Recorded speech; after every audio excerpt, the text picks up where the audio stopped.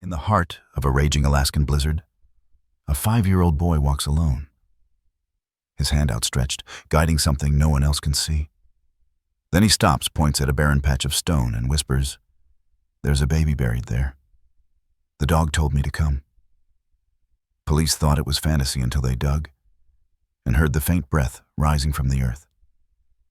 This wasn't a miracle. This was a call from something that's been guarding deadly secrets for nearly a century. Before we dive into one of the most haunting and mysterious stories of this winter, make sure to subscribe now to catch every chilling, emotional, and true story we uncover. The screen fades in from black. A low hum rises, a blend of cold wind and distant howling, almost like a whisper caught between the mountains. The first image appears a remote Alaskan town, wrapped in winter's quiet stranglehold. Snow covers everything. The rooftops, the telephone lines sagging with frost, the skeletal trees scratching at a gray sky. Every color feels drained, as if the world has stopped breathing. Then, movement. A small figure appears in the distance, trudging down a snowy sidewalk. Noah, 5 years old. His winter coat is too big. The fur-lined hood nearly swallows his face, but his small boots press determined tracks into the snow. He holds one mittened hand out in the air, as if grasping something invisible. Occasionally he leans in and whispers to nothing, or so it seems. From a distance, it's a strange, almost touching image. A child lost in his imagination. But up close, there's something unsettling in the way Noah moves, too precise, too purposeful, as if he's not imagining, but following. The camera pans behind him. Nothing. No footprints beside him, just his own. But Noah's hand stays held out, and he keeps speaking quietly. "I know. I hear it too. Don't worry, I won't be late." His breath clouds the air, fading fast in the wind. His eyes flick toward a shadow under a pine tree. Then he nods to it like acknowledging an old friend. Cut to inside the kindergarten classroom. Warm colors now. A stark contrast. Hand-painted murals on the walls, letters of the alphabet in bright crayon. The gentle hum of early morning conversation. Children taking off their coats, laughing, chattering. And then Noah enters. He walks in alone. But in his mind, not quite. He pauses at the door and turns to the side, whispering, "Wait here. I'll be quick." He walks to his cubby, neatly removes his backpack, hangs it with care. Then, with a subtle glance over his shoulder, he nods toward the door, toward whatever he believes is waiting outside. Miss Emily, the teacher in her mid-30s, with a calm, nurturing energy, notices. She pauses mid-conversation with another child, her eyes tracking Noah's gestures. She's seen this before, every day for the past few weeks. At first, she thought it was just pretend. Kids create imaginary friends all the time, but Noah's routine never changes. He talks to it. He feeds it during snack. He even insists it follows him home. Sometimes he looks at empty corners of the room and says things like, "Shh." He's scared of loud noises, or worse, "Don't go near her. She smells like needles." Miss Emily brings her clipboard to her chest. Her eyes darken with concern. Later that morning, during circle time, one of the boys, Tyler, loud and impulsive, jumps up and yells, "Noah's dog is invisible." The class erupts into laughter. Noah doesn't flinch. He simply looks at Tyler, then tilts his head as if listening to something beside him. And then he speaks, softly but clear enough. "He doesn't like you laughing." Silence. Even Tyler quiets. For a split second, the air seems heavier. Miss Emily swallows. She breaks the tension with a forced chuckle and redirects the class back to their morning song. But her hand trembles just slightly. That night, a modest kitchen. The lights are warm, the walls filled with reminders of simpler times. Drawings, sticky notes, a photo of Noah and his mother at a summer fair. The only sound is the tick-tick of a small wall clock and the soft hum of the fridge. Rachel, late 20. Knees wears scrubs and tired eyes. She moves slowly, unpacking a lunchbox, rinsing out a thermos, scrubbing out the faint purple of grape juice. Noah sits at the table quietly coloring. His hand moves methodically over the paper, a thick, dark figure of a dog. Large eyes, a narrow snout, and behind it, a child. Rachel glances at the picture. "Is that you in shadow again?" Noah doesn't look up. "His name's not Shadow. That's just what he lets me call him." Rachel swallows. She places the dishcloth down and sits across from her son. "Honey, you know he's not real, right? I mean, he's in your head. Like a dream you're still dreaming when you're awake." Noah finally looks at her, not angry, just sad. "He talks to me when I'm quiet." Rachel forces a smile. "And what does he say?" "That something's wrong. That a baby is cold. And it's dark, and the ground is heavy." Rachel freezes. Her fingers tighten on the table's edge. "What baby?" Noah goes back to coloring. He doesn't know yet. He just hears her crying. Rachel stays still for several seconds. The hum of the fridge feels louder now. That night, when Noah's asleep, Rachel sits in her bedroom, laptop open. She's on a video call with a man in glasses, a pediatric psychologist named Dr. Felix Grant, based in Anchorage. She exhales slowly. I'm not a superstitious person, doctor. But this isn't just imaginary play. It's not like when kids make up dragons or aliens. He responds to something, as if there's a voice that's not his. Dr. Grant takes notes. Any history of mental illness in the family? No. Stressful events lately. Trauma. Rachel swallows. He never met his father. I don't even have a picture of the guy. I don't know if that counts as trauma. And I work long hours. I'm not proud of it. Not. Sometimes isolation can magnify imaginary constructs. Rachel leans in, her voice lowering. He calls the dog his friend, but he doesn't control it. Sometimes it tells him things. Warnings about people, about places. Dr. Grant pauses. Can you give an example? Rachel exhales. 3 weeks ago, he begged me not to drive to work. Said the dog said, the blue road is cracked. That's how he put it? I thought it was just a tantrum. But when I got on the highway Route 7, a semi had jackknifed on black ice. 10 minutes earlier, and I would have been there. There's silence on the call. Dr. Grant speaks carefully now. It's possible your son is highly intuitive, sensitive to patterns, emotions, even nonverbal cues from you or others around him. Rachel's eyes narrow. You think he's reading my stress? I think children process trauma and fear in ways we still don't fully understand. Rachel looks away. On the floor beside her is one of Noah's drawings, a crude crayon version of their house. And the dark dog figure standing by the front door, tail-low eyes glowing. She leans down and picks it up. Her fingers brush across the paper. He says the dog only appears when someone's in danger. But I don't know if he means himself or someone else. Cut to Noah in his room. The nightlight glows faintly. Snow taps softly at the window pane. He lies still, eyes wide open. Then his lips move, whispering. Where is she? He listens. In the rocks. His eyes widen. I'll tell them soon. Then he turns toward the empty corner of the room and smiles as if something unseen just sat down beside him. Fade out. The house was silent, wrapped in that deep winter hush, where even the furnace hum seemed muffled by snow outside. Noah stirred in his bed. His tiny hands clutched the blanket, his forehead slick with sweat despite the freezing air. The nightlight, a soft, moon-shaped glow, cast long shadows across his room. Then came the sound. Not real, not in the room, but inside him. A low growl, not menacing, just urgent, persistent. The sound a dog makes when it senses something wrong. Then a cry. Not a bark. A cry. A baby. Noah's eyes flew open. He sat up, breath shallow, his chest rising and falling too quickly for a sleeping child. He looked to the corner of the room, the same place he always did. And he whispered into the dark. She's cold. A pause. She's under the rocks. His voice quivered. Okay, I'll tell her. Morning came with a bruised gray sky and a biting wind that whistled through the gaps in the windows. Rachel poured cereal with one hand and scrolled through the ER schedule on her phone with the other. She didn't notice Noah approach until his small hand tugged at her sleeve. Mom. She looked down, her eyes still tired from a restless night. What is it, baby? He stood very still. His eyes wide-focused, like he wasn't quite seeing her, but seeing through her. Something farther. Cho nói có em bé lạnh, ở dưới đất, dưới mấy hòn đá. She blinked. What? Con nghe thấy tiếng khóc trong đầu. Chó nghe đầu tiên, rồi nó bảo con phải nói với mẹ. Rachel knelt now at eye level with him. Noah, are you talking about a dream you had? He shook his head, firmly. No. Con không ngủ. Con nghe tiếng đó giống như lần trước. Nhưng lần này là em bé. Làm sao em bé nằm trong đất mà vẫn khóc được? Her stomach twisted. She tried to hide it with a soft smile. Honey, sometimes we think we hear things when we're asleep or just waking up. Dreams can feel very real, especially when we're scared. But con không sợ. Con thấy lạnh giùm em bé đó. Rachel's smile faltered. Do you know where this baby is? Noah shrugged, looked down. Có đá, tuyết, mùi đất ướt. Chó bảo ở gần cho con đi dã ngoại tuần sau. Gần rừng. Her heart skipped. She hadn't even told him about the location of the school trip yet. That afternoon, Rachel stood at the hospital's break room window, looking out over the icy parking lot. The plastic coffee cup in her hand had long gone cold. She hadn't sipped it, just held it. Behind her, a fellow nurse entered. You look like you saw a ghost. Rachel forced a laugh. I think my son might be hearing voices. And not in the adorable imaginary friend kind of way. That dog again? She nodded. He said the dog told him there's a baby trapped somewhere in the forest, under rocks. The nurse raised an eyebrow. Creepy. Rachel nodded slowly, staring out at the horizon. Yeah. But what scares me more is how real it sounded. The next morning, the kindergarten classroom buzzed with the soft energy of crayons and storybooks. Miss Emily walked between tables, gently correcting pencil grips, helping one child sound out a word. Then she stopped. Noah was sitting alone, not unusual.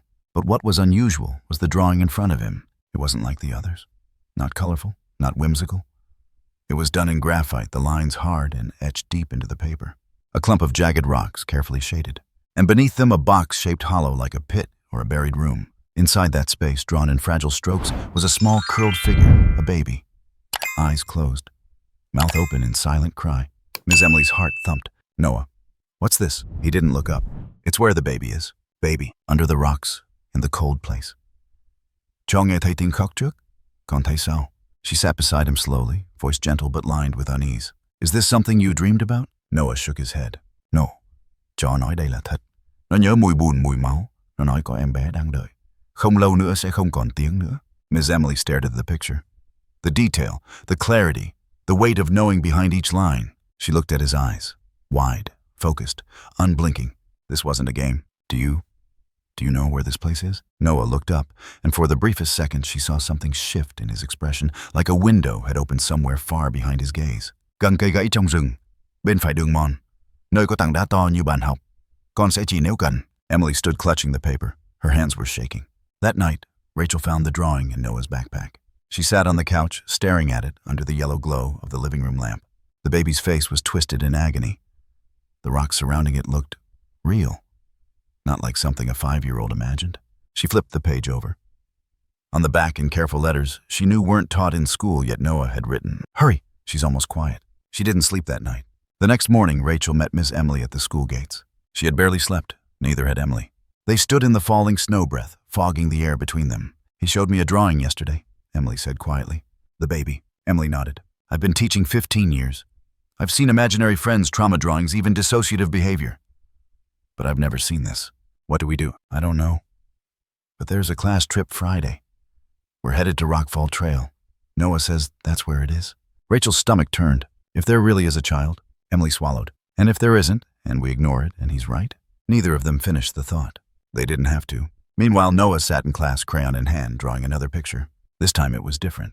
The baby was gone. But in its place, drawn in bold black strokes, was a large dog, almost wolf-like. It stood protectively over the empty hole in the rocks. Its eyes were red. And underneath in block letters, Noah had written, "He's waiting." The school bus pulled off the gravel road and rumbled to a stop at the clearing Rockfall trailhead, nestled just beneath the timberline, where trees stood like sentinels, and the wind carried a silence that made even birds think twice before singing. Snow had begun to fall lightly, just a dusting, soft, almost friendly. The kind that danced in the sunlight and made children tilt their heads to the sky, mouths open. But the sky today wasn't soft. It was steel-colored, thick, pregnant with something heavier. The doors of the bus creaked open. Miss Emily stepped out, first clipboard in hand, her boots crunching through old packed snow. The wind caught her coat as she scanned the landscape. Behind her, the children filed out, squealing, giggling, their backpacks bouncing against tiny shoulders. And there was Noah, last to exit, walking carefully, as though each step needed silent permission. His hood was up, eyes alert, his right hand held out again, open, toward nothing. Emily watched him, her breath visible. Then looked to Rachel, who had volunteered to chaperone today. "He's already listening," Rachel whispered. Emily didn't answer. They began their hike through the old forest loop, the kids walking 2 by 2 along the marked trail. Trees towered overhead, black pine and spruce, their limbs heavy with frost. Every so often, a breeze would send a shower of powder down on the kids' jackets, prompting squeals and laughter. Noah wasn't laughing. He kept glancing to the left side of the trail, where the trees grew denser, and a small ridge of stone jutted upward like the spine of something ancient. The remains of the old quarry, overgrown now, forgotten. Emily called out cheerful facts about trees and animal tracks, trying to keep the tone light. But her eyes were never far from the boy in the back. At the halfway point, they stopped to drink juice, eat granola bars, and take photos. The air was colder now, the wind sharper, and the snow had thickened. What had begun as a gentle flurry was now real snowfall, quiet, steady, cloaking the world in white. Then it happened. Noah stopped walking, dead center on the trail. He didn't look confused or afraid, just still. He turned his head slowly, like a radio dial clicking into a perfect signal, and stared directly into the woods, into that overgrown ridge of stone. He lifted his hand, pointed. He says now. Rachel, 3 steps ahead, turned. Noah. His voice came out flat, mechanical. "Cho nói ở dưới đó, có em bé, nhanh lên." A gust of wind caught his hood and whipped it back. His hair tousled wildly, but he didn't blink, didn't move. Just kept pointing into the gray silence. The group fell quiet. A few kids giggled, awkward and unsure. Emily moved quickly to his side. "Noah, are you okay?" "She's cold." She's not crying anymore. He says that's bad. His eyes never left the rocks. Rachel rushed forward. Baby, what are you saying? What do you mean there's a baby? Con nói rồi, mẹ không tin. Nhưng chó thì biết. Nó đứng trên nóc hầm. Nó gầm gừ. Nó không rời đi cho đến khi em bé được cứu. A silence fell so thick it felt physical. Emily turned to Rachel, voice tight. That ridge. That used to be a mining pit. Shut down 70 years ago. There are rumors of old access tunnels under there. But it's never been safe. You believe him? Emily didn't answer. She looked at Noah's face, pale, determined. And then, against every rational fiber in her body, she pulled out her radio. Dispatch, this is Field Unit 6 at Rockfall Trail. I need a local unit and possibly search and rescue dispatched to the old quarry ridge off Route 9. We have a potential discovery. A long pause on the other end. Copy that. What's the nature of the emergency? Emily's hand trembled as she pressed the talk button again. We have a child claiming an infant is buried under the rocks. And frankly, I think we need to listen. The children were ushered back onto the bus early. Rachel stayed behind with Emily, who paced back and forth, scanning the tree line, waiting for the crunch of tires over snow. This is insane, Rachel muttered. I feel like I'm in a dream I can't wake up from. I've seen kids tell stories, make things up. But he's not guessing, Emily said. He knew the layout of the rocks. He knew what was underneath. And if we dig and find nothing, Emily's jaw clenched. Then I'll take the blame. I'll write the report. But if we leave and something's there, something breathing, she didn't finish, because they both heard it then. A faint sharp bark. Not from the trail. From the ridge. They turned, looked. Nothing. Just snow. And then? Noah's voice, small but unshaken from inside the bus, which had one window cracked open. He says, hurry. An hour later, 2 officers arrived in a snowplow-equipped pickup, followed by a search and rescue technician with a thermal drone. They took one look at the snow-covered ridge and frowned. There are sinkholes under this area. Decades old. Dangerous. We can't just start digging without risking a collapse. Just scan the rocks, Emily insisted. Use the drone. The tech launched the device. The small humming machine lifted into the gray sky, rising above the trees before gliding down toward the ridge. The screen on the remote flickered with thermal overlays, mostly cold, deep blue and purple. Then, a small cluster of yellow, orange, then red. A heat signature, faint, deep, exactly where Noah had pointed. The tech's voice changed. We have something, human-sized, possibly a body, still warm. Rachel gasped. The officers looked at each other. We need a crew. Shovels. No time to wait for heavier equipment. Then we dig with what we have, Rachel said, already moving toward the ridge. The snow was waist-deep. The rocks jagged and half-buried. They worked in silence, all of them, even the officers driven by the impossible idea that somehow this boy had known. They shoveled, scraped, and clawed at the ice-packed stone. Hands bled. Breath fogged. Time evaporated. Then a hollow thud. Beneath the rocks, a panel. Wood rotted and thin. Possibly the collapsed ceiling of a forgotten shaft. They moved carefully now. One wrong hit could bury whatever was inside. The final stone came free, and there it was. A dark square hole no wider than a laundry basket. The flashlight beams cut through the shadow. At the bottom, wrapped in a bloodied towel, was an infant. Silent. Still. Blue-lipped. Rachel dove down first. I've got her. She's breathing barely, but she's breathing. One of the officers radioed for an ambulance. The others pulled out emergency blankets, hot packs, anything to generate warmth. Rachel cradled the baby against her chest, tears pouring down her face. You're okay now. You're okay. I've got you. And as the baby coughed once, faint but real, the first wail broke through the snow-choked forest. Noah, watching from the bus window, simply nodded. He's smiling now, he whispered. The sirens didn't scream. In a place like this, in a storm like this, nothing screamed. Instead, the distant groan of tires on ice and the low churn of snow chains was the only warning before 2 sheriff cruisers pulled in, headlights slicing through the thick curtain of snow that now fell heavier than before. A third vehicle arrived, minutes later, a red and white rescue SUV with a faded emblem, Matanuska Search and Rescue. Deputy Wes Harding stepped out first. Mid-40s, built like a man who'd wrestled more moose than drunks, but whose eyes betrayed a man tired of small-town ghosts. He pulled up his scarf, eyes narrowing as he scanned the ridge, the people clustered around it, the fear in the air like electricity before lightning. Emily met him halfway, her cheeks raw from the wind. We don't have time for a full protocol, Wes.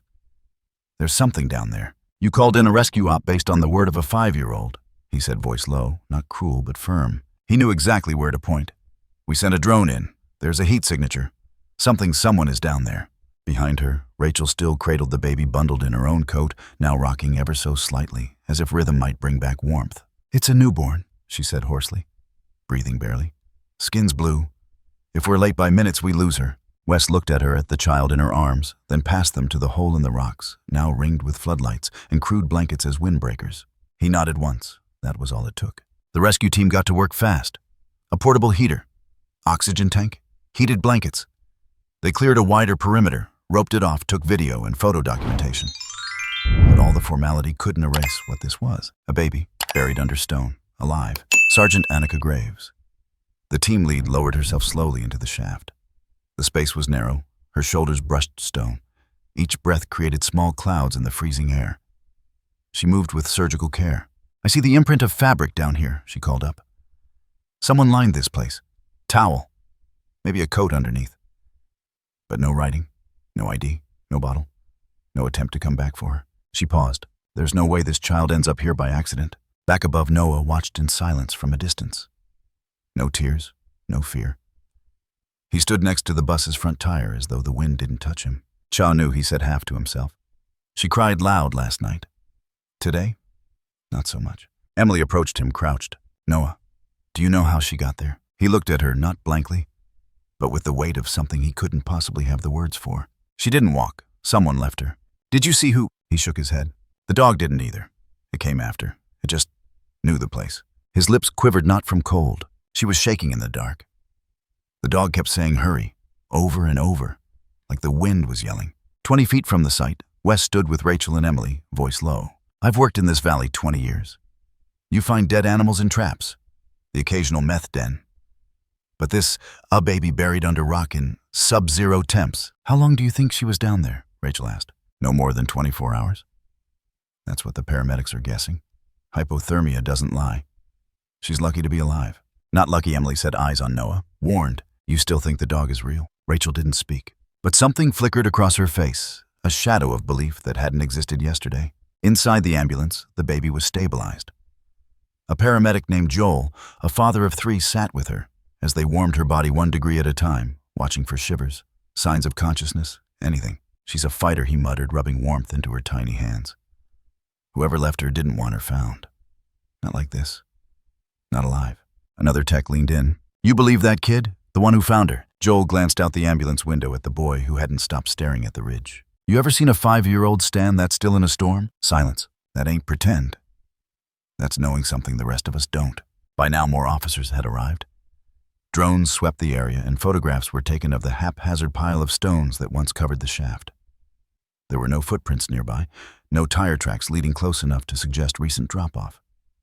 The snow had blanketed the scene for at least half a day. Wes stood with his radio against his ear. "We're checking hospitals now. If someone gave birth in secret, there's bound to be evidence. Blood, ER visits, something." "What if it's someone from out of town?" Emily asked. "Then we may be looking at a dump site.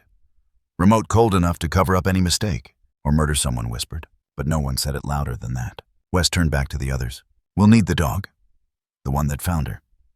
If it's a trained K9, Emily and Rachel looked at each other. "There is no dog," Emily said quietly. Wes frowned.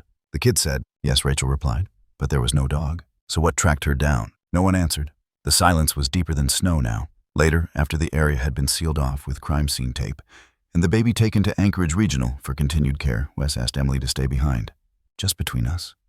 Do you believe in things you can't explain?" Emily stared at the ridge. The rocks had been disturbed. The hole had been filled. But the feeling hadn't left. That weight in the chest. That whisper of something ancient, something watching. "I believe in instinct," she finally said. "And that kid, his instincts are something else entirely." Wes looked down at the notepad in his hand. "You know what gets me the dog? Every time the kid talks about it, he doesn't act like he's making it up. He acts like he's reporting.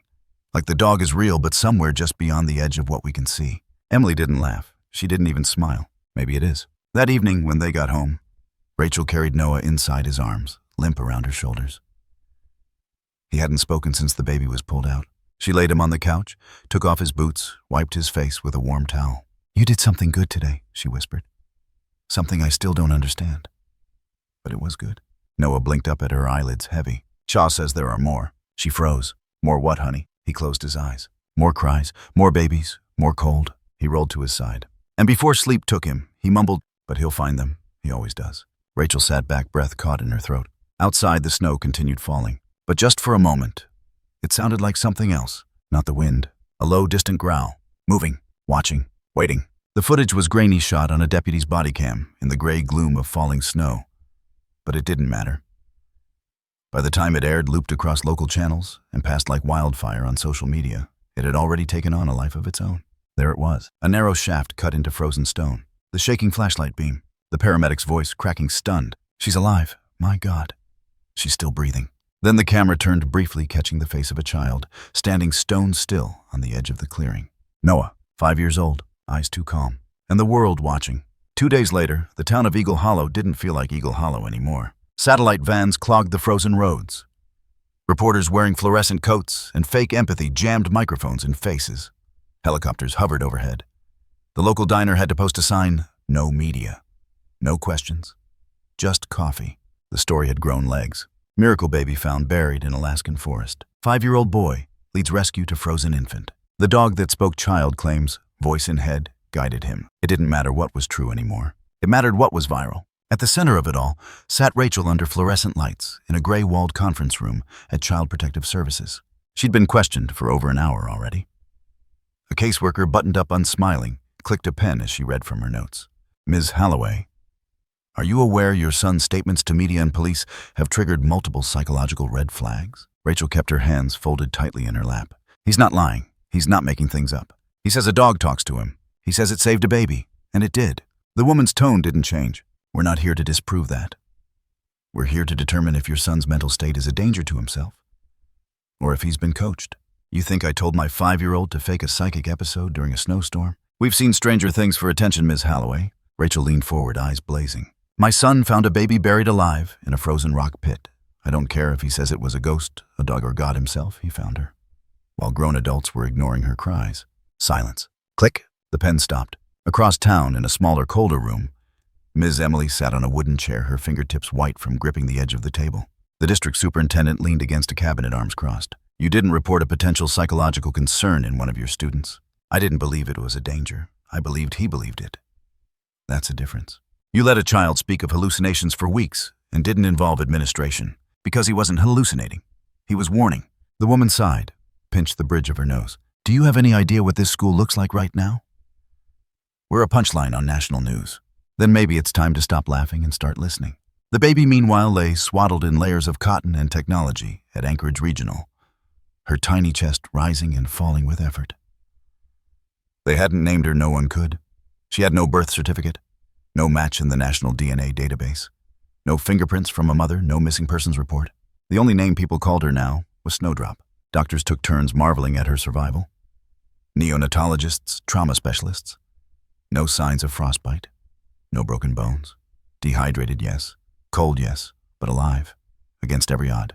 "It's like something was insulating her," one nurse whispered. Or someone, another said. The infant didn't cry much. Just looked up with wide, blinking eyes, as if listening. At home, Rachel tried to shield Noah from the growing storm. She unplugged the TV. Turned away reporters. But the internet was the internet. And someone had leaked the school photo, the one with his bright blue sweater hair, that crooked little smile. Now it was everywhere. Meet Noah, the boy who hears dogs and saves lives. Is this child a psychic prodigy or something else? Dogs don't talk, but this one might. They wanted interviews, appearances, shows. People didn't know what to do with miracles, so they made them content. Noah, for his part, said very little. He colored. He played with his blocks. He sat by the window and watched the trees sway in the wind. But sometimes when Rachel walked past his door, she'd hear him speaking quietly. Not playing, not pretending.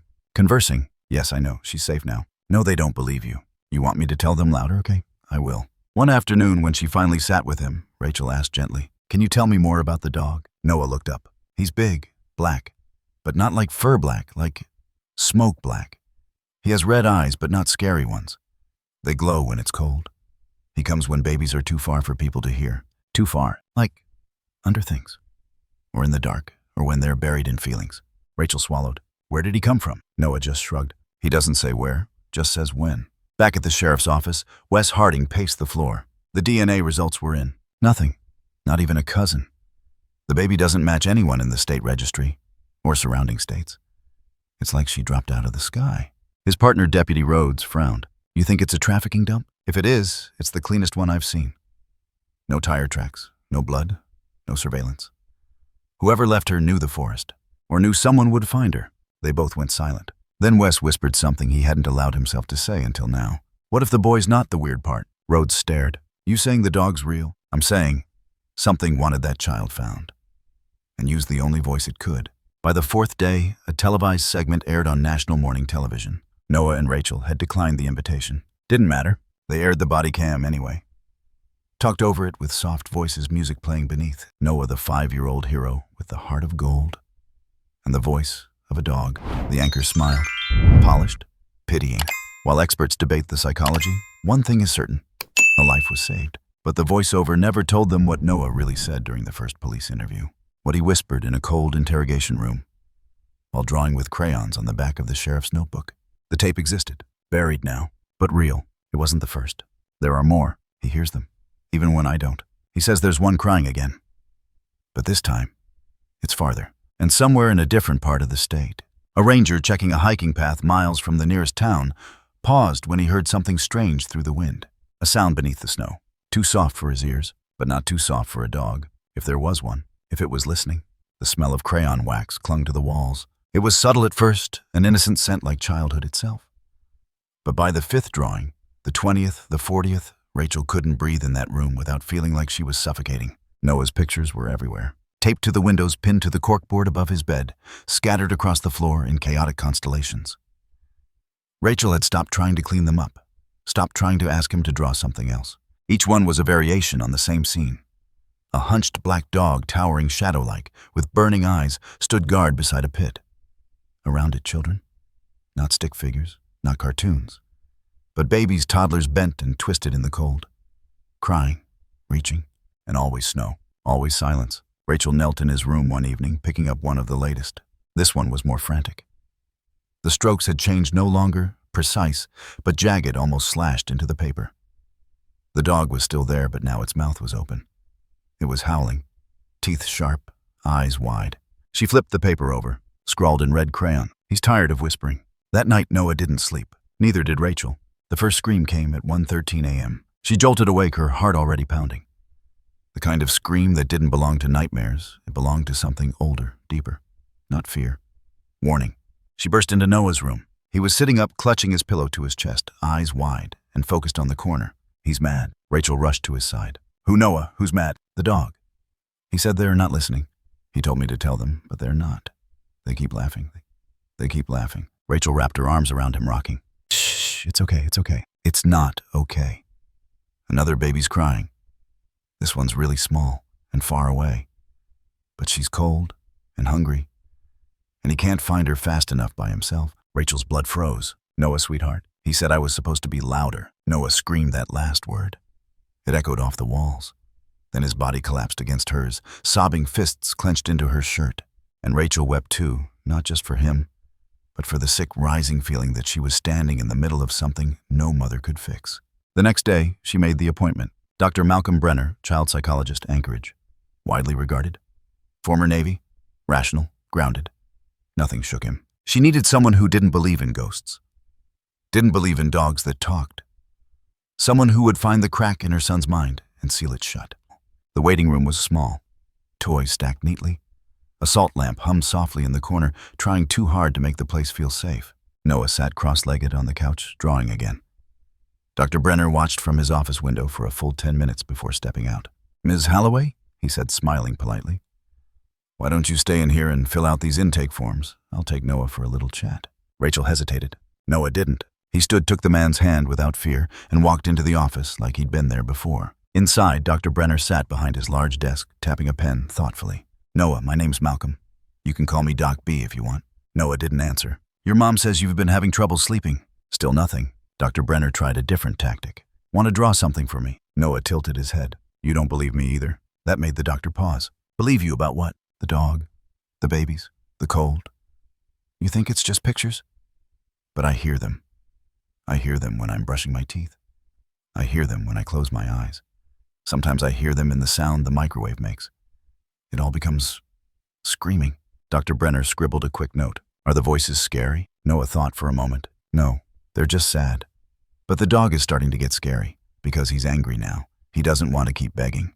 Brenner leaned forward slightly. Noah, where did the dog come from? Noah's eyes met his. Same place your brother went. The room stilled. The air changed. Dr. Brenner's pen stopped moving. What did you say? He said your brother's name is Micah. He died when you were a boy. In the lake. He was only 4. But he never blamed you.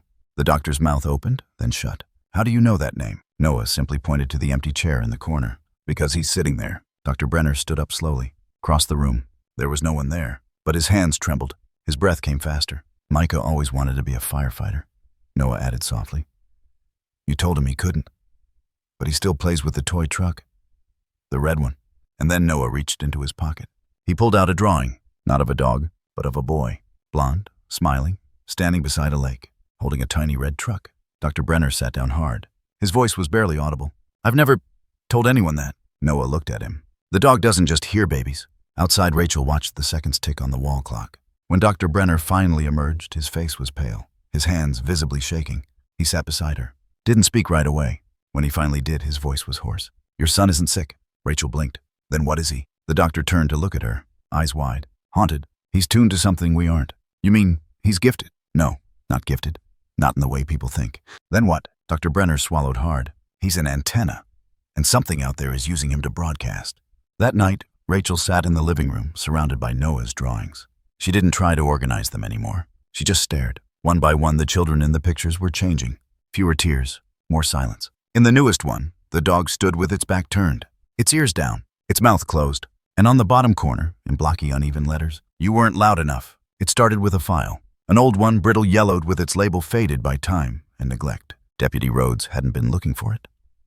He'd been sifting through town infrastructure archives, hoping to find original schematics for the collapsed Stone Ridge, where the baby was discovered. But then there it was, tucked between water maintenance records and discontinued mining permits. Stamped in red, confidential, case 4122. He flipped it open. First page, a black and white photo of a woman in a headscarf, her hands clutched to her chest, mouth frozen mid-scream. Beside her, 3 sheriff's deputies standing above a wide, gaping pit. Typed below, infant remains found in hand-dug cavern. Total 4. No identifying marks, no surviving relatives, no public release issued per mayor's directive, December 1949. Rhodes went cold. Back at the station, Wes Harding sat alone in his office. The window was fogged over. The sky outside was dull gray, like smoke settled over the snow-covered roofs. Rhodes stepped in, holding the file. You're gonna want to see this. Wes barely looked up. If it's another blogger calling Noah a prophet, I'm gonna throw my phone in the river. It's not about Noah. Rhodes placed the folder on the desk and opened it to the second page. Wes's eyes scanned the heading, then the photo. He sat up, hard. This is from December 18th, 1949. It never went public. It was buried, literally. Wes turned the page. More images, a topographic sketch of the site. And there it was. Same coordinates, same rocky ridge, same pit. His throat tightened. They found 4 bodies. Rhodes nodded. All infants. No birth records, no suspects. The town covered it up. Said it would panic the population. It was the start of the Cold War, Wes. People had enough to be afraid of. And nobody talked. Nobody that wanted to keep their land or their reputation. Wes stared at the page. But someone remembered. Meanwhile, 30 miles north in a quiet wing of Ravenside Care Home, an elderly woman named Mrs. Agnes Lawrence was staring out her window when the news came on. The aide hadn't meant to leave the TV on. She usually turned the volume down before helping with lunch. But this time, the story played out in full. 5-year-old Noah Holloway led police to a newborn buried under an abandoned rock quarry outside Eagle Hollow. Authorities are still investigating how the infant survived and whether this location has a darker past. Agnes's hand jerked, knocking over her tea. She didn't react. Her lips parted, barely audible. The dog found another. The aide returned with a fresh towel and dabbed at the mess. You okay, Agnes? But the woman didn't blink. Her eyes were far away. They never moved on, she whispered. Bon très chou toit. They're still there. Sorry, what? Agnes's hand trembled as she reached out, not toward the aide, but toward something only she could see just past the TV screen. He's still guarding them, still barking. He never left. Later that day, Wes visited the care home. It took only 5 minutes and a flashed badge to get access to Agnes. She was lucid, mostly. Her records showed mild dementia. No violent episodes, no hallucinations. But her file also noted something curious. Born Eagle Hollow, Alaska, 1932. Wes sat across from her in the sunlit room, notebook in hand. Ms. Lawrence, I was told you might know something about the area near Rockfall Trail. She didn't look at him, just whispered, You dug too shallow. Wes blinked. Ma'am. They were 13, not 4. 4 was just what they could count before the snow came. The rest were deeper, hidden better, wrapped tighter. He froze. Who? She finally looked at him, eyes pale blue, almost white. The babies. Born wrong, out of wedlock, sick, weak, or just inconvenient. Who put them there? Mothers, fathers, midwives, even priests. Back then there weren't places for women to go. Just shame. And a ridge of stone that never asked questions. Wes could barely write fast enough. What about the dog? Agnes smiled. It was small, sad. He came after the first one. Blacker than coal. Big, silent. But his eyes. Oh, his eyes. He watched. He waited. Every time another child was buried, he got closer. Closer to what? To rage. Wes's voice caught. How do you know all this? Agnes lifted a trembling hand and placed it over her heart. Because one of them was mine. When Wes returned to the station, he didn't speak for a long time. He just stared at the evidence wall. Photos of the rescue, of Noah, of the baby Snowdrop as the media insisted on calling her. He added one more to the wall, a photocopy of Agnes Lorenz's birth record, and under it, a sticky note. The ridge was a grave, before it was a crime scene. Rachel didn't hear about any of it until that evening, when Wes came to her door. She hadn't slept in 2 days. Noah had drawn 7 more pictures. All of them showed a line of infants in the snow stretching farther and farther into the distance. The dog was still at the front, but now behind him, a second figure, a woman, draped in black, holding her face in her hands. Ms. Holloway? Wes said, his voice quiet, almost apologetic. I think you should see something. She sat across from him in the kitchen as he laid out the old file. The photographs, Agnes's testimony. The map overlay that showed the exact match of the 1949 pit and where Noah pointed. We thought it was a miracle.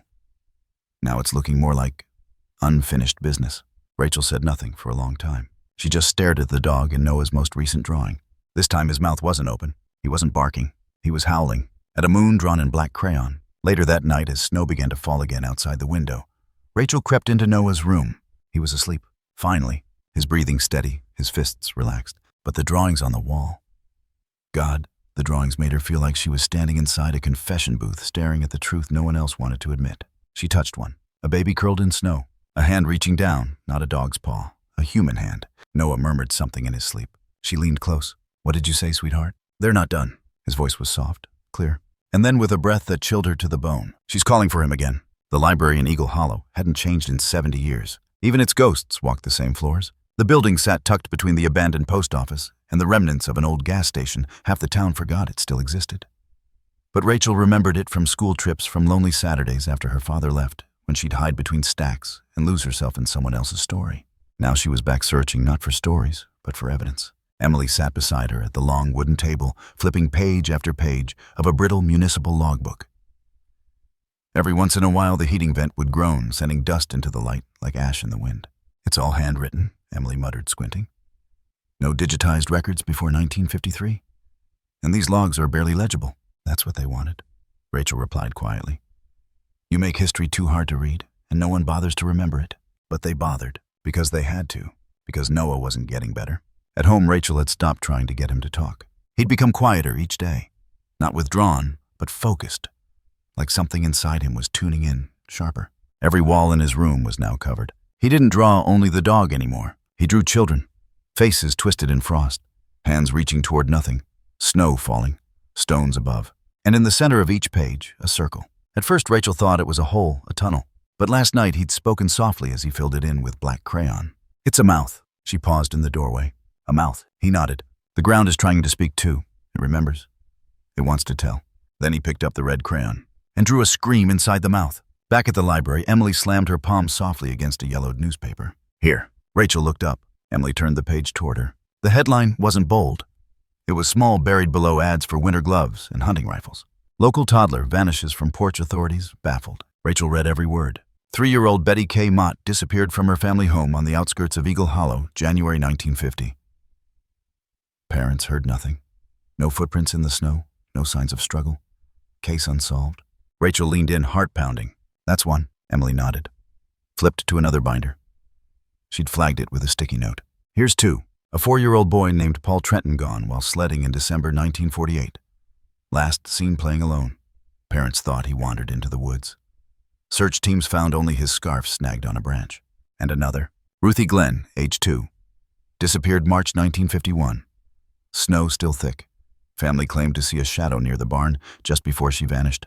Then a 5th. Daniel Holloway, no relation to Rachel, vanished in 1947. Winter storm rolled in that night. Authorities blamed exposure. 5 missing children, Emily said. All under 5, all in winter, all from towns within 30 miles, and all forgotten, Rachel whispered. They sat in silence for a long moment. Then Rachel picked up the last article again. Her voice was strained. What if it wasn't just abandonment? What do you mean? What if these weren't desperate mothers dumping babies in secret? What if something was taking them? Emily's expression froze. You mean like a predator? No. Rachel shook her head. I don't think it's human. That night, Noah drew something new. Rachel didn't realize it at first. She was cooking dinner, staring blankly at the pan as oil popped and hissed. The sound felt too loud. The air too hot. Everything wrong. Then Noah stepped into the kitchen, paper clutched in his hand. He held it out without a word. Rachel took it and gasped. It wasn't like the others. There was no snow, no dog, just a girl maybe 12 or 13 standing in a clearing of ash-gray sky. And around her were children, younger ones, holding onto her dress, touching her hands. Rachel pointed to the girl. Who's this? Noah looked up. She's crying now. Who is she? He didn't blink. She's the one who hears them when I sleep. She cries louder than the babies. Because she remembers. Remembers what? Noah touched the girl's eyes on the paper. All of it. Then he walked away. Later that night, Rachel called Emily. We need to go further back. How far? Farther than records. We need people who were alive then. People who remember silence better than noise. You're talking about the elderly, survivors, people who were kids when the disappearances happened. Emily sighed. And what if we find them? Then we asked the one question no one's dared to ask yet, which is, what did this town decide to forget? The next morning, they drove to St. Magdalen's Assisted Living Center. Rachel had booked a series of memory interviews under the guise of a local oral history project. They met Harold Bishop, 89, who'd grown up trapping animals with his father on the northern ridge. We always avoided that rock shelf, he said, staring out the window with cataract-glazed eyes. Not 'cause it was dangerous, but 'cause it listened. Rachel leaned in. What do you mean, listened? Harold shrugged. Snow didn't fall right there, always felt heavier. And sometimes at night you'd hear a dog barking.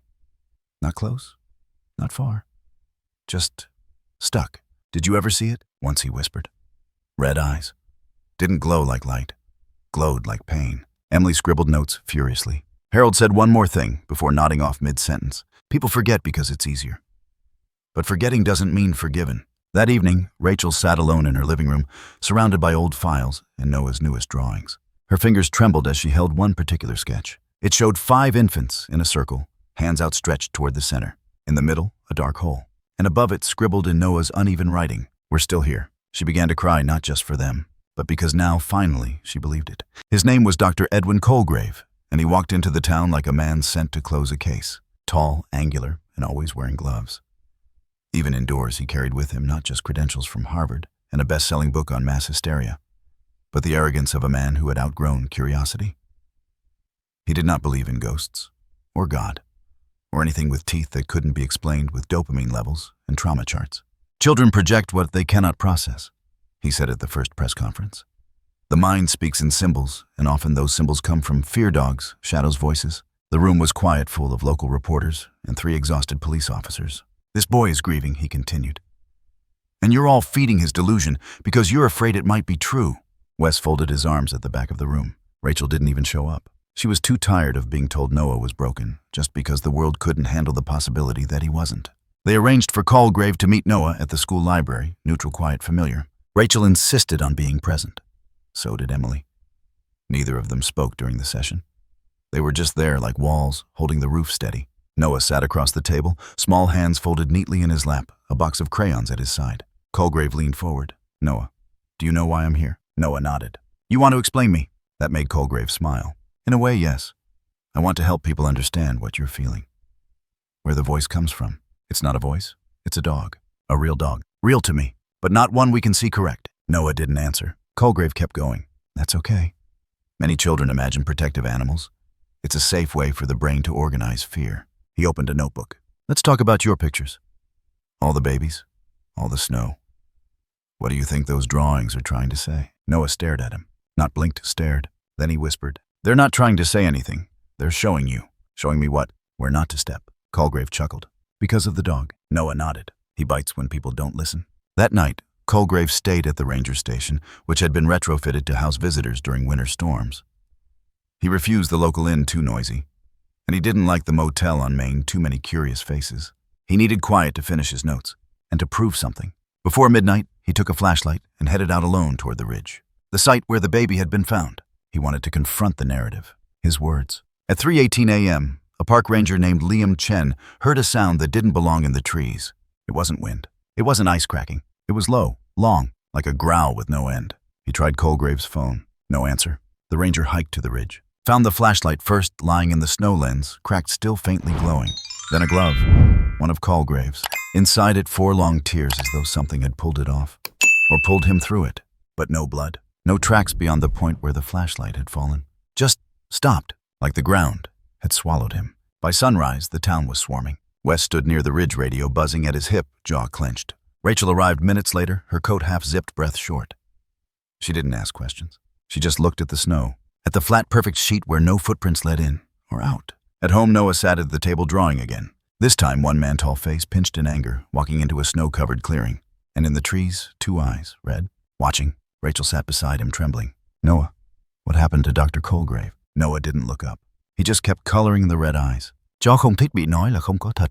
Emily drove to Anchorage that afternoon to speak directly with a university colleague who had once taught Colgrave. She asked one question. Has he ever gotten it wrong? The professor hesitated. No. But he's also never gone up against something he didn't already understand. Emily left without saying goodbye. That evening, reporters started whispering a new phrase. The ridge took him. People laughed at first, but not for long, because by morning, another child had drawn the same thing Noah did. A girl in the next town, 5 years old. Never met Noah. She drew the red eyes too, and her mother swore she had never told her about what happened. The letter was printed on thin white paper and smelled faintly of toner and cold air. Rachel read it 3 times, once standing in the kitchen, once sitting on the couch, her hands shaking, and once more after she'd folded it into her coat pocket and stepped outside, hoping the wind would blow the words out of her mind. But they stayed. Effective immediately, you are placed on administrative leave, without pay, pending formal investigation into the psychological condition of your son and its potential impact on your patients and colleagues. They didn't use the word dangerous, but they might as well have carved it into her front door. She was no longer seen as a nurse. She was the mother of the boy who heard the barking. That morning, snow fell hard and thick, coating the windows like opaque curtains. Noah had been quiet again, barely eating. He'd drawn all night. Pages littered the living room floor like frost-bitten leaves. He hadn't spoken since Colgrave vanished. He just stared longer, out the window, at the trees, at the white, at something she couldn't see. Rachel had tried to keep the front door locked, but at some point during her exhausted morning, during the 2 minutes she closed her eyes on the couch, it must have opened. Or maybe it was never closed properly to begin with. Maybe some things don't need handles to walk through. She woke to silence, and the door hanging open. Snow swept across the hardwood like it was trying to erase his footsteps. Rachel bolted upright. Noah. No answer. Noah. She ran outside without shoes, without a coat, teeth instantly chattering, lungs catching on ice. The yard was empty, but there in the pristine snow, footprints, tiny spaced close together, leading into the woods, and beside them, the unmistakable print of a large animal. Paws, too big to be a local stray, too clear to be imagined. She dropped to her knees, pressed her fingers into one of the impressions. The snow around it was warm, still melting. No, no, no. She was already calling Wes as she ran back inside. 20 minutes later, 2 sheriff cruisers skidded onto the road outside her home. Wes jumped out before the engine stopped fully. You're sure it was today? The snow hasn't stopped in hours. The prints are fresh. They weren't there when I locked the door. And the dog? You tell me. He didn't answer. Instead, he waved 2 deputies forward. We follow the tracks. Carefully. Rachel stays with me. She didn't argue. Not this time. They moved quickly into the forest snow up to their knees, in places rifles slung low but untouched. The woods didn't sound right. It wasn't silent. It was worse than that. It was hollow, like even the wind was holding its breath. Rachel gripped her scarf tightly, eyes never leaving the trail. Each step in the snow told a story. Noah's prints were even, not frantic. He hadn't run. He hadn't been dragged. He'd walked beside the paw prints like he was leading them both, or being led. They passed the old rockfall site, turned toward the western slope. No one came this way. The trees grew too close together, the snow too unstable. But the prints led straight through, deeper, downward, to a natural decline in the terrain where the snow lay thickest. And then, here one deputy whispered. Wes and Rachel stepped forward. The tracks stopped, all of them, as if Noah had simply vanished mid-step. Rachel fell to her knees, brushing aside the top layer of snow. Her hand hit something solid. Rock, a flat surface, then a hollow sound. Wes dropped beside her and began clearing snow with his hands, barking orders. Soon all 4 of them were digging. Ice gave way to stone. Stone gave way to wood. A hatch, old, splintered, hidden, and beneath it, a narrow shaft, another hamdah, new to them, old to someone. Wes turned to Rachel, face pale. He's down there. She was already climbing in. The tunnel sloped downward tighter than the last lit, only by the harsh beam of a single flashlight Wes held behind her. The air was thick, musty, damp, and then they heard it. A sound that should not exist in such a place. Not laughter, not crying, but whispering, high-pitched, layered. Dozens of voices not speaking words, but feelings, a hush of fear, sorrow, waiting. Rachel pressed forward. Noah, no answer. Then a flicker of movement at the edge of her vision. A shape, low to the ground, breathing. She turned the light. Noah, sitting at the end of the tunnel, legs crossed, eyes closed, hands in his lap. The black dog stood beside him, or the shape of it.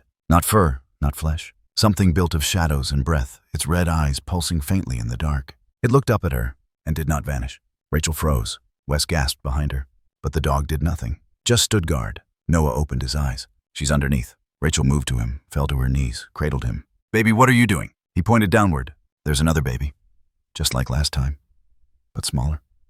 She was left hours ago. Wes turned radioing frantically. We've got another one. Get rescue here. Bring thermal gear. Bring everything. Rachel looked at Noah. Why didn't you tell me you were leaving? He met her eyes. Because you would have stopped me. And the dog said, we didn't have time.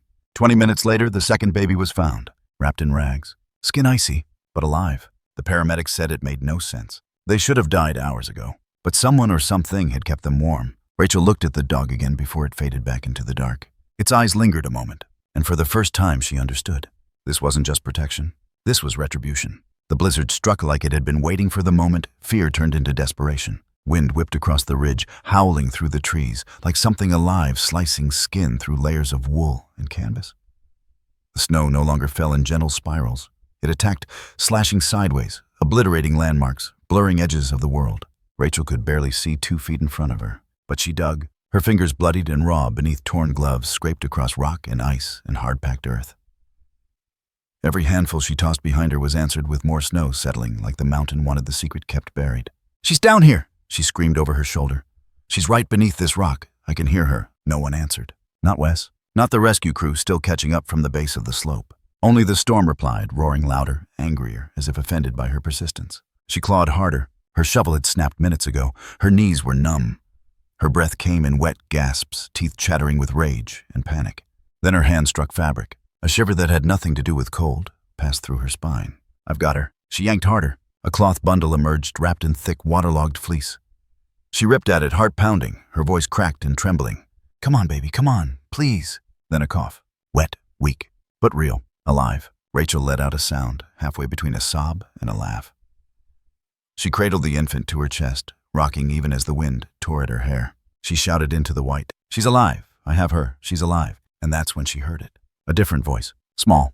Clear. Far above her. Mama. She looked up, blinking against the snow. There on a narrow ledge of rock, Noah sat. How he got there, she didn't know. But he was perched like he'd always been part of this mountain, cross-legged in the snow, hair-matted cheeks, flushed. And next to him, the dog, no longer imagined. Its form shimmered between shapes, smoke fur, shadow light, but its eyes were solid. Red as blood. Calm as still water. Noah leaned against it like it had weight. Mama, she's not the last one. Rachel's voice cracked. Come down, sweetheart. Please come to me. He shook his head slowly. They're not done. She's just the one closest. Then the ground rumbled. Not thunder. Stone. Moving. Giving way. Rachel looked around. Hairline cracks formed across the slope she was crouched on. A sickening realization dawned. The mountain was breaking. Noah, you have to move. The ledge he sat on shuddered, and a spray of snow tumbled past him, narrowly missing his legs. Mama, the dog says. Forget what the dog says. Move. And then the ledge gave out. With a deafening crunch of ancient ice and fractured stone, the slope beneath Noah collapsed, shattering into an avalanche of frozen debris. Rachel didn't think. She threw herself forward. Baby clutched to her chest, sliding down the slope toward the falling rocks as the world twisted sideways in white and gray. Her hand reached out, grasped something small. Noah's coat. She pulled him into her body, curling around both children as the snow roared above them like the lungs of a beast. A boulder grazed her shoulder. White-hot pain flashed up her neck, but she held on. The world went dark. When the noise faded, it was replaced by silence so absolute it felt like death. Then movement. Rachel's fingers twitched. She coughed once, snow filling her throat. She gasped, spit it out, blinked. They were in a shallow pocket, a dip in the collapsed slope protected by a ridge of stone that had miraculously not broken. She looked down. Noah, safe. The baby, still breathing. She sobbed, kissing them both, holding them like they might vanish if she loosened her grip. Above them, a figure moved. The dog, standing still looking down at her. Then it nodded. Just once. Then it turned. and disappeared into the storm. Wes and the rescue team reached her minutes later, screaming, digging, crying when they saw her. They pulled all three from the snow. Rachel's arm was dislocated, her ribs bruised. But she didn't let go until they forced her to. The baby was rushed to the medics. Noah, silent calm, was wrapped in blankets carried in his mother's arms down the ridge. As the storm finally began to ease, the mountain behind them lay in shambles. But something had shifted. Not just snow, the silence. It wasn't heavy anymore. It felt emptied, like something had finished what it came to do. The hospital room smelled like antiseptic and steam. Quiet hums from machines pulsed in rhythm with the breath of a baby who had no name yet. She lay in a glass-walled bassinet, wrapped in soft blankets, donated by a volunteer group. A knitted purple cap covered her tiny head. Tubes and wires danced gently around her, like guardian threads. Nurses called her Baby Lita, a name borrowed from mythology, one of sorrow, survival, and transformation. But her real identity came hours later after the DNA results arrived. It was Wes who called Rachel first. His voice was different this time, not weary, not skeptical, just still. Her name is Eva Linwood. Her mother's name was Shira. They found her body near Glenridge Creek 3 days ago. Looked like she wandered into the water after abandoning the baby. Rachel sat at the edge of her bed, staring into the void of early morning light. Why? Postpartum psychosis. Undiagnosed. Her own mother had filed a missing persons report 2 days earlier. No one connected it. Shira must have walked for miles before she left the baby at the ridge. And no one would have ever found her, Rachel said softly. No, Wes answered. No one, except your son. By midday, the story hit every major outlet. Boy who hears dog saves. Second baby in blizzard. Infant identified as grandchild of missing mother, found dead near river. Child prophet or psychic. Public split as second miracle emerges in Alaska. In the cafeteria of Anchorage, general news anchors with flawless smiles told the story again and again. The footage was unavoidable, Rachel cradling the baby in the snow, Noah being wrapped in a silver blanket blinking at the sky like he was trying to memorize its shape. And always someone asked the question, who or what is this dog? The answers varied. A guardian spirit, a collective hallucination, a symbol of childhood trauma, a psychological construction formed from Noah's isolation and gifted empathy. But the truth wasn't found in theories. It was found in Noah's voice. Later that evening, a reporter asked if she could speak to the boy. Just a few questions? Just a moment. Rachel said no, but Noah stood beside her and said yes. They sat across from each other in a playroom filled with wooden blocks and stuffed animals that looked too soft for the weight of what had happened. The reporter, a woman in her early 30s, with kind eyes, leaned in gently. Noah, do you know how you found the baby? He nodded. The dog told me. What did he say? Noah's eyes focused somewhere far away. He said her mom was sad. Not mad, just sad.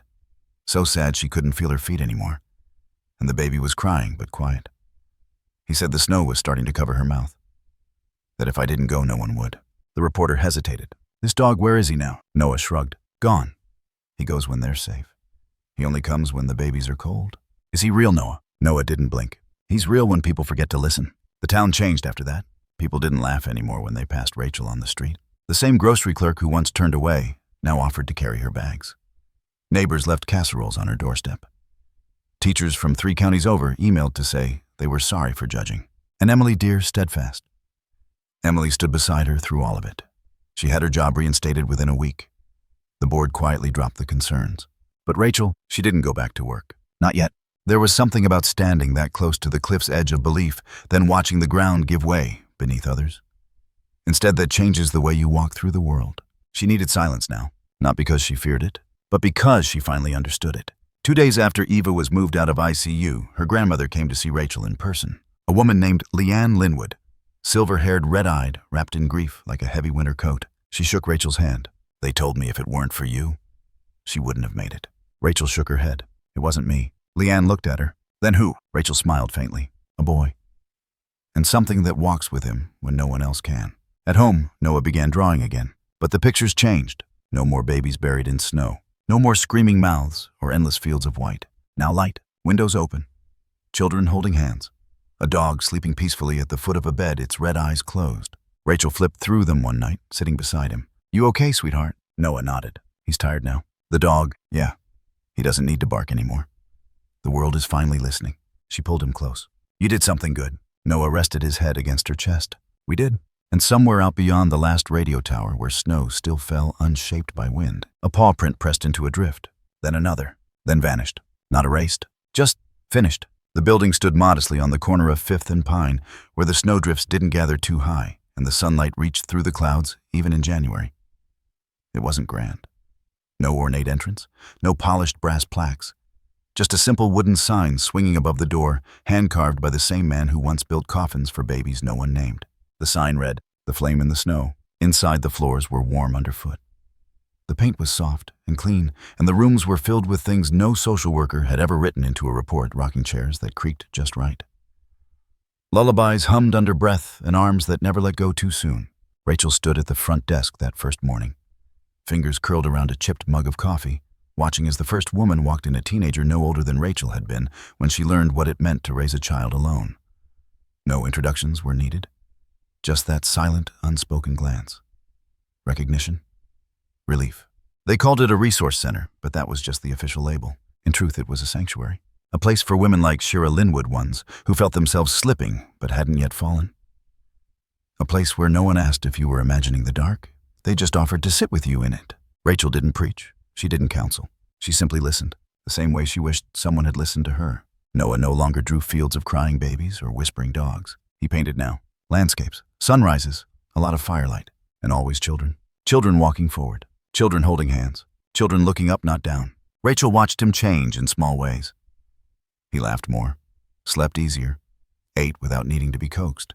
But every once in a while, he'd pause mid-step, eyes tilting toward the window, as though catching the scent of something familiar in the air. One night, snow falling again in soft spirals outside their window. Rachel sat beside him as he stared into the white. "You okay, sweetheart?" Noah nodded, then said quietly, "He said he's done." She turned to him. "Who?" "The dog." "What did he say?" Noah's voice was barely a whisper. "He says he's going to help somewhere else, where it's darker." "Will you miss him?" He thought for a long moment. "No, I think I was just part of the path, not the reason." The town never forgot.